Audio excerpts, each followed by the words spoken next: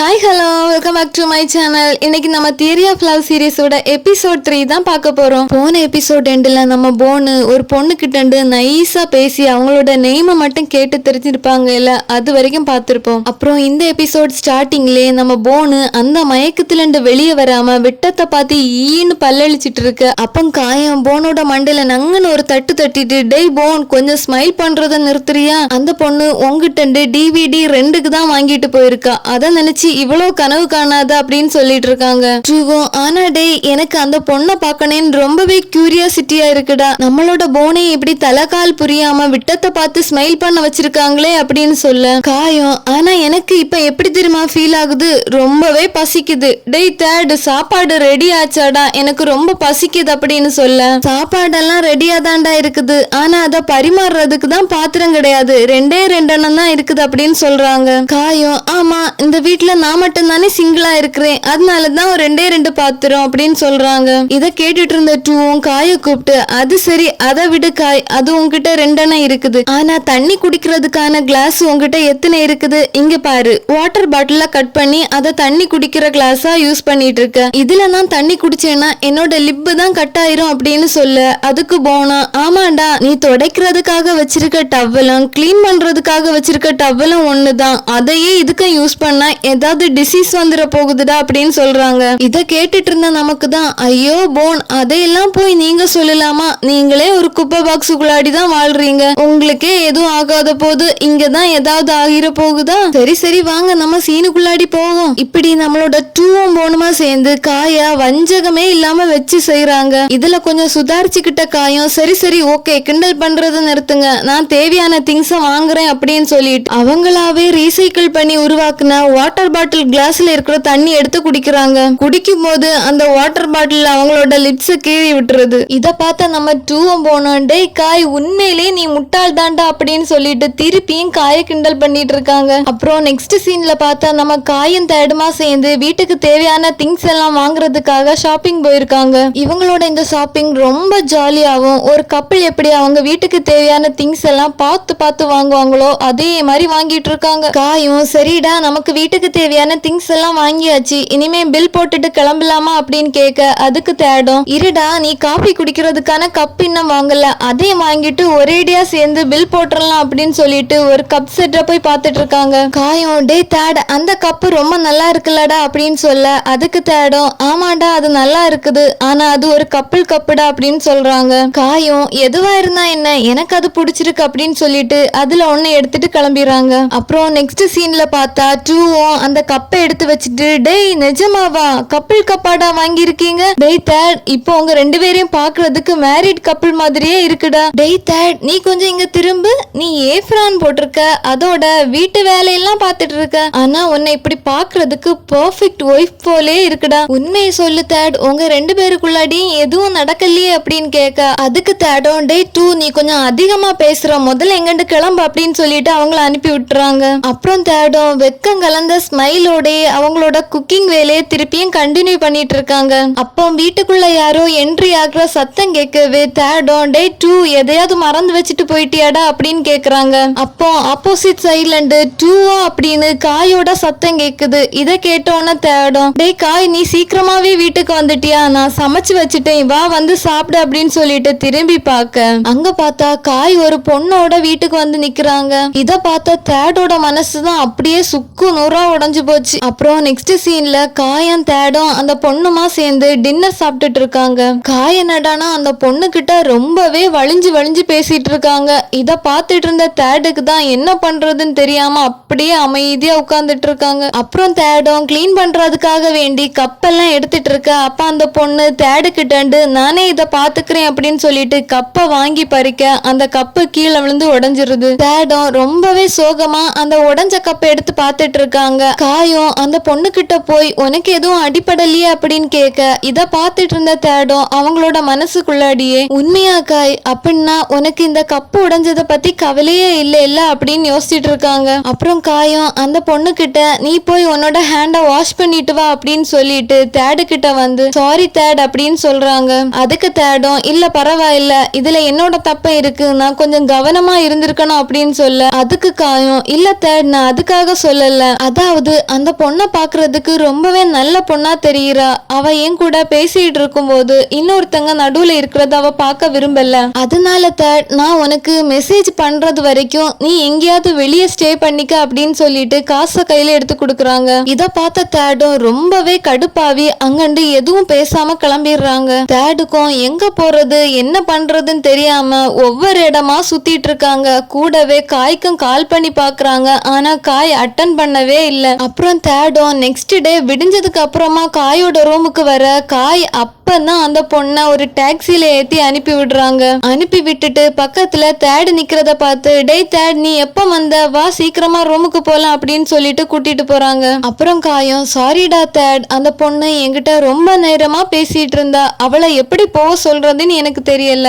அதனாலதான் அவ கூட இவ்வளவு நேரமா இருந்து பேச வேண்டியதாயிடுச்சு. சரி தேட் எனக்கு ரொம்ப பசிக்குது ஏதாவது செஞ்சு தருவியா அப்படின்னு கேட்க அதுக்கு தேடும் இல்ல என்னால எதுவும் செய்ய முடியாது எனக்கு கிளாஸுக்கு டைம் ஆயிடுச்சு அப்படின்னு சொல்லிட்டு கோவமா அவங்களோட ரூமுக்கு போறாங்க. அப்புறம் நெக்ஸ்ட் சீன்ல காலேஜ்ல ப்ரொஃபசர் ஸ்டூடெண்ட்ஸ் எல்லார்கிட்டையும் ஒரு பிலிமுக்கு போட்டோகிராஃபிங் ரொம்பவே முக்கியம், அதனால நான் உங்களுக்கு எல்லாருக்கும் இன்னைக்கு ஒரு டெமோ வைக்க போறேன். இவங்க தான் உங்களோட மாடல், நீங்க எல்லாரும் இவங்கள தனித்தனியா போட்டோ எடுக்கணும். உங்கள யார் எடுக்க போட்டோ ரொம்பவே நல்லா இருக்குன்னு நான் அப்புறமா பார்த்து சொல்லுவேன் அப்படின்னு சொல்றாங்க. மாடலா வந்த அந்த பொண்ணை பார்த்த நம்ம டூவோட ஃபேஸ் ரியாக்ஷன் அப்படியே டோட்டலா சேஞ்ச் ஆயிருது. அப்புறம் அந்த பொண்ணு நம்ம டூவை பார்த்து ஹாய்னு கை காட்ட இத பார்த்த காயும் தேடு கிட்ட என்னமோ எல்லா பொண்ணுங்களும் காயை தான் சுத்தி சுத்தி வர்றது மாதிரி டேய் தேட் அந்த பொண்ணு என்ன பார்த்து தாண்டா கை காட்டுறா அப்படின்னு சொல்றாங்க. தேடும் டேய் காய் அந்த பொண்ணு ஒன்ன பார்த்தெல்லாம் கை காட்டலடா அவ டூவை பார்த்து கை காட்டுறா அப்படின்னு சொல்றாங்க.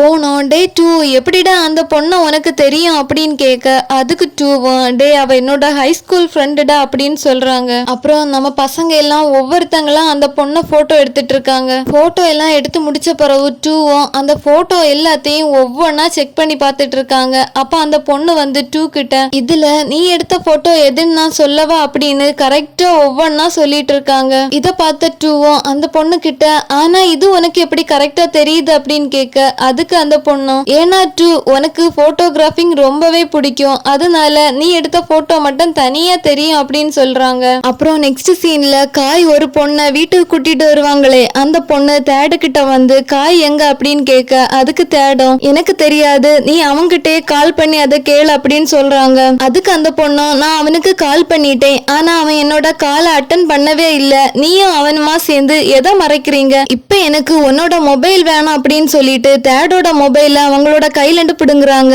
ஐயோ இந்த பொண்ணு அன்பான பொண்ணா இருப்பாங்கன்னு பார்த்தா அடங்கா பிடாரியா இருப்பாங்க போலயே. இதுல கொஞ்சம் கடுப்பான தேடம் அந்த பொண்ணு கிட்ட இங்க பாரு உனக்கும் காய்க்கும் என்ன பிரச்சனைன்னு எனக்கு தெரியல ஆனா உங்க ரெண்டு பேருக்குள்ள பிரச்சனையில என்ன இழுத்து விடாதுங்க அப்படின்னு சொல்லிட்டு கோவமா அங்கண்டு கிளம்பிடுறாங்க. தேடம் அதே கோவத்தோட வீட்டுல வந்து பார்த்தா காய் அங்க ஜாலியா காலை நீட்டி போட்டுட்டு சோஃபால உட்கார்ந்து ஸ்நாக்ஸ் சாப்பிட்டுட்டே வீடியோ கேம் விளையாடிட்டு இருக்காங்க. இதுல கொஞ்சம் கூட கடுப்பான தேடம் காய் கிட்ட வந்து காய் உனக்கும் அந்த பொண்ணுக்கும் என்ன ப்ராப்ளம் அந்த பொண்ணு போன் பண்ணா நீ ஏன் எடுக்க மாட்டேங்கிறியா அந்த பொண்ணு என்கிட்ட வந்து பிரச்சனை பண்ணிட்டு இருக்கா அப்படின்னு சொல்ல அதுக்கு காயும் இங்க பாரு தேட் நான் அந்த பொண்ணை ரொம்பவே நல்ல பொண்ணுன்னு நினைச்சேன் ஆனா அந்த பொண்ணு கிட்ட பழகுன பிறகுதான் தெரியுது அது ஒரு அடங்கா பிடாரின்னு. நெக்ஸ்ட் டைம் நீ அந்த பொண்ணை பார்த்தேன்னா என்னோட வழியில குறுக்க வரக்கூடாதுன்னு சொல்றாங்க. இத கேட்ட தேடும் ஆனா காய் இத நீயே போய் அந்த பொண்ணு கிட்ட சொல்லலாமே அப்படின்னு கேட்க அதுக்கு காயும் ஆனா நான் இப்போ கொஞ்சம் பிஸியா இருக்கிறேன் அப்படின்னு சொல்லிட்டு இருக்கும் போது வீட்டு காலிங் பெல்ல யாரோ அடிக்கிறாங்க. சரி யாருடா அதுன்னு பார்த்தா காய் இன்னொரு பொண்ணை வீட்டுக்கு கூட்டிட்டு வந்திருக்காங்க. அடைச்ச இந்த காய்க்கு வேற வேலையே இல்ல ஒவ்வொரு நாள் ஒவ்வொரு பொண்ணை வீட்டுக்கு கூட்டிட்டு வரதே வேலையா வச்சிருக்காங்க போல இருக்கு. அப்புறம் காயும் அத்தை ராத்திரியில அவங்களோட மனசுக்குள்ள அடியே நான் இப்ப செய்ய போறது ரொம்பவே தப்பான விஷயம்னு எனக்கு தெரியும் ஆனாலும் நான் இதை செய்ய போறேன் அப்படின்னு சொல்லிட்டு காயும் அந்த பொண்ணை ஒன்னா இருக்கிறத போய் பாக்குறாங்க. அப்புறம் அவங்களோட ரூமுக்கு வந்து வாய பொத்தி ரொம்பவே ஃபீல் பண்ணி அழுறாங்க. அப்புறம் நெக்ஸ்ட் சீன்ல நம்மளோட போனை தான் காட்டுறாங்க. போனு அவங்க ரூட் விட்ட அந்த பொண்ணு வருவாங்களான்னு ரொம்ப நேரமா வெயிட் பண்ணிட்டு இருக்காங்க. அப்புறம் அந்த காபி ஷாப்போட ஓனர் வந்து போனு கிட்ட டேய் போன் போன், நீ உன்னோட கடமை உணர்ச்சி எல்லாம் காட்டுறதுக்கான டைம் எல்லாம் முடிஞ்சிடுச்சு. இப்போ காபி ஷாப்பை க்ளோஸ் பண்ற வேண்டிய டைம் ஆயிடுச்சு. அதனால நீ சீக்கிரமா உன்னோட வீட்டுக்கு கிளம்பு அப்படின்னு சொல்லிட்டு போனை எப்படியோ அடிச்சு பத்தி அவங்களோட வீட்டுக்கு அனுப்பி வைக்கிறாங்க. அப்புறம் நெக்ஸ்ட் டே மார்னிங் காலேஜ்ல அந்த பொண்ணுக்காக அவங்க எடுத்த போட்டோவெல்லாம் ஒரு குட்டி ஆல்பமா ரெடி பண்ணி அந்த பொண்ணு கிட்ட குடுக்கலான்னு போகும்போது இன்னொரு பையன் வந்து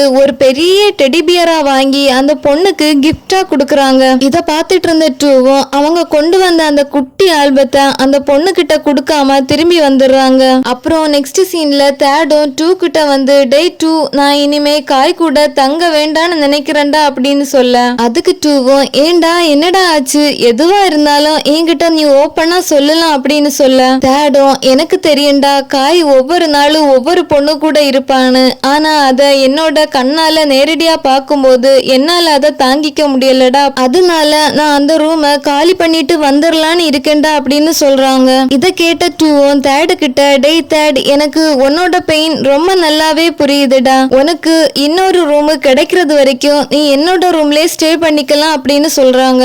அப்புறம் தேட அவங்களோட ரூமுக்கு வந்து அவங்களோட திங்ஸ் எல்லாம் ஒவ்வொன்னா பேக் பண்ணிட்டு இருக்காங்க. அப்ப காயும் தேடோட ரூமுக்கு வந்து டே தேட், நான் இன்னைக்கு வெளியே ஸ்டே பண்ண போறேன், அதனால நீ எனக்காக வெயிட் பண்ணாம சாப்பிட்டு தூங்கிரு அப்படின்னு சொல்லிட்டு அங்கிருந்து கிளம்புறாங்க. காய் போனதுக்கு அப்புறமா தேடு அந்த வீட்டை அப்படியே சுத்தி பார்த்துட்டு இருக்காங்க. சுத்தி பார்த்துக்கிட்டே அப்படியே சோஃபா பக்கம் வர்றாங்க. அங்க இதுக்கு முன்னாடி நடந்த ஒரு பிளாஷ்பேக் அப்படியே யோசிச்சு பாக்குறாங்க. அதுல காய் சோஃபால படுத்து தூங்கிட்டு இருக்காங்க. தேடு வீட்டு ஃப்ளோருக்கு மாப் போட்டுட்டு இருக்காங்க. அப்ப தூங்கிட்டு இருந்த காய் எழும்பி தேட பார்த்து டே தேடு, தயவு செஞ்சு நீ இந்த வீட்டை விட்டு எங்கேயும் போயிடாதடா, நீ இந்த வீட்டுல இருக்கிறது எனக்கு எவ்வளவு நிம்மதியா இருக்கு தெரியுமா அப்படின்னு சொல்றாங்க. இந்த பிளாஷ்பேக்கை யோசிச்சு பார்த்துட்டு தேடு ரொம்பவே ஃபீல் பண்ணிட்டு நிக்க, அப்ப வீட்டு டோரை யாரோ வந்து நாக் பண்ற சத்தம் கேக்குது. தேடும் காய் தான் வந்திருப்பாங்க அப்படின்னு நினைச்சிட்டு ஓபன் பண்ணி பார்த்தா அது அந்த அடங்கா பிடாரி பொண்ணு வந்திருக்காங்க. அந்த பொண்ணு ஸ்ட்ரெயிட்டா வீட்டுக்குள்ள வந்து காய் எங்கன்னு ஒவ்வொரு ரூமா போய் ஓபன் பண்ணி பார்த்துட்டு இருக்காங்க. தேட அந்த பொண்ணு கிட்ட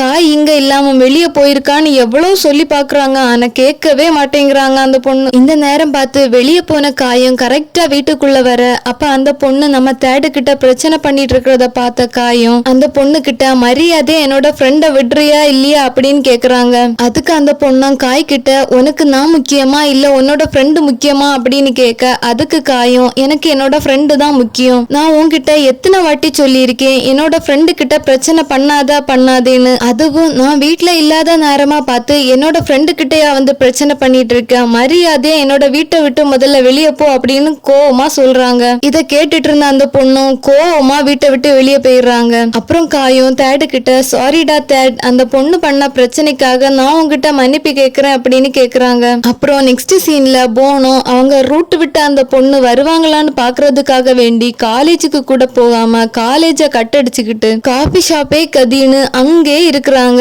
காலமா காபி ஷாப்புக்கு ஒர்க்கு வந்த போனு நைட் ஆனதுக்கு அப்புறமாவும் சாப்பிட்ட கூட வெளியே போகாம காஃபியே குடிச்சு இருந்தனால அவங்களோட வயறு கலக்கிடுது. அப்புறம் அவங்களோட ஓனர் கிட்ட அந்த பொண்ணு இங்க வந்தா எனக்காக வெயிட் பண்ண சொல்லுங்க அப்படின்னு சொல்லிட்டு குடுகுடுன்னு ரெஸ்ட் ரூம் ஓடுறாங்க. ரெஸ்ட் ரூம் எல்லாம் போயிட்டு போன் வந்தா காபி ஷாப்போட ஓனர் போன் கிட்ட, போன் நான் உனக்காக 2 நியூஸ் வச்சிருக்கேன், அதுல ஒரு நியூஸ் குட் நியூஸ், அப்புறம் இன்னொரு நியூஸ் பேட் நியூஸ் அப்படின்னு சொல்றாங்க. அதுக்கு போனும் ஓனர் கிட்ட தயவு செஞ்சு நான் ரெஸ்ட் ரூம் போன கேப்ல அந்த பொண்ணு வந்துட்டு போனான்னு மட்டும் சொல்லிராதுங்க அப்படின்னு சொல்ல, அதுக்கு ஓனரும் ஆனா போன் அதுதான் உண்மை, நீ ரெஸ்ட் ரூம் போன கேப்ல அந்த பொண்ணு வந்தா, அவ வாங்கிட்டு போன அந்த டிவிடிய கொடுத்துட்டு இன்னொரு டிவிடியா வாங்கிட்டு போயிருக்கா அப்படின்னு சொல்றாங்க. போனா ஆனா இதுல என்ன இருக்கு, இது யூசுவலா எல்லாரும் பண்றதுதானே அப்படின்னு கேட்க, ஆமாண்டா ஆனா அந்த பொண்ணு இன்னொரு டிவிடி வாங்கிட்டு போயிருக்கா, அதுக்கு அர்த்தம் என்னடானா அவ திருப்பி இங்க வருவா, உன்னால அவளை பார்க்க முடியும் அப்படின்னு சொல்றாங்க. இத கேட்ட போனுக்கு தான் அப்படியே செம குசியாவே அப்படியே ஸ்மைலோடே உட்கார்ந்து இருக்காங்க திரும்பவும். அப்புறம் நெக்ஸ்ட் சீன்ல தேடு பார்ல உட்கார்ந்து ட்ரிங்க்ஸ் பண்ணிட்டு இருக்க, அப்ப காய் வந்து தேடு கிட்ட போனன் டூவா இன்னும் வரலையா அப்படின்னு கேக்குறாங்க. அதுக்கு தேடும் அவங்க எப்பவுமே லேட்டா தானே வருவாங்க, ஆனா வந்துருவாங்க அப்படின்னு சொல்றாங்க. அப்புறம் காயும் தேடு கிட்ட ஒரு பார்சலை கொடுத்துட்டு டே தேடி இது உனக்காக தான் அப்படின்னு சொல்றாங்க. தேட அதை ஓபன் பண்ணி பார்த்தா அந்த பொண்ணு உடைச்ச காஃபி கப்ப காய் சரி பண்ணி கொண்டு வந்திருக்காங்க. காயும் தேடு கிட்ட எனக்கு தெரியும் தேட் இந்த கப்பு பழையது மாதிரி இருக்காதுன்னு, நான் உன்னை ரொம்ப அதிகமாவே ஹர்ட் பண்ணிட்டேன், அதுக்காக உங்ககிட்ட சாரி கேக்குறேன், அப்புறம் நான் உனக்கு ஒரு ப்ராமிஸ் ப்ராமிஸ் பண்றேன், இன்னையிலிருந்து நான் எந்த பொண்ணையும் வீட்டுக்கு கூட்டிட்டு வர மாட்டேன் அப்படின்னு சொல்றாங்க. அப்புறம் நெக்ஸ்ட் சீன்ல நம்மளோட கேங்ஸ்டர் பசங்க எல்லாம் கூட்டமா சேர்ந்து ட்ரிங்க்ஸ் அடிச்சு கும்மாளம் போட்டுட்டு இருக்காங்க. காயம் கொஞ்சம் ஓவரா குடிச்சனால மயங்கி டூவோட மடியிலே விழுந்துடுறாங்க. தேடும் காய கைத்தாங்களா கூட்டிட்டு வந்து அவங்களோட ரூம்ல படுக்க வைக்கிறாங்க. நெக்ஸ்ட் டே மார்னிங் காய் கண்ணை முழிச்சு எழும்பிட்டு, டேய் தேட் நீயாடா என்ன ரூம்ல வந்து படுக்க வச்சு அப்படின்னு கேட்டுட்டே வெளியே வர, தேட அங்க காணாதனால ஒவ்வொரு இடமா போய் தேட தேடி பாக்குறாங்க. அப்புறம் பார்த்தா தேடு மார்னிங் பிரேக்ஃபாஸ்ட வாங்கிட்டு வீட்டுக்கு வராங்க. வீட்டுக்கு வந்து காய் கிட்ட, டேய் காய் வாடா வந்து சாப்பிடு அப்படின்னு சொல்லிட்டு கூப்பிடுறாங்க. அப்புறம் நமக்கு ஒரு பிளாஷ்பேக் காட்டுறாங்க. அதுல தேடும் குடிபோதையில இருந்த காயை கூட்டிட்டு வந்து அவங்களோட ரூம்ல படுக்க போட்டுட்டு கிளம்பும் போது காய் தேட கூப்பிட்டு, டேய் தேடு தயவு செஞ்சு என்னை விட்டுட்டு போயிடாதடா, நல்ல ஞாபகம் வச்சுக்கா, நான் கேர்ள்ஸோட என்னோட பாடியை மட்டும் தான் யூஸ் பண்றேன், ஆனா உங்ககிட்ட மட்டும்தான் என்னோட இதயத்தை யூஸ் பண்றேன் அப்படின்னு போத மயக்கத்திலே பேசிட்டு இருக்காங்க. இந்த பிளாஷ்பேக்கை யோசிச்சு பார்த்த தேடும் அவங்களோட மனசுக்குள்ளாடியே, இதுக்கு அப்புறமாவும் காய் என்ன ஹர்ட் பண்ணுவான்னு எனக்கு தெரியும், இருந்தாலும் நான் இந்த ரிஸ்க் எடுத்திருக்கிறேன், என்னோட தைரியத்தை நினைக்கும் போது எனக்கே ஆச்சரியமா தான் இருக்குது, இருந்தாலும் நான் இதை செய்யறேன். இந்த ஒரு சீனோட இந்த எபிசோட் இங்கே எண்ட் ஆகுது. இந்த வீடியோ உங்களுக்கு பிடிச்சிருந்தனா லைக் பண்ணுங்க, ஷேர் பண்ணுங்க, சப்ஸ்கிரைப் பண்ணிக்கோங்க. இதோட நெக்ஸ்ட் எபிசோட்ல நான் உங்களை வந்து மீட் பண்றேன். அது வரைக்கும் உங்களிடமிருந்து விடைபெறுவது உங்களின் ரெயின் லில்லி. டடா, பபாய், லவ் யூ, உமா.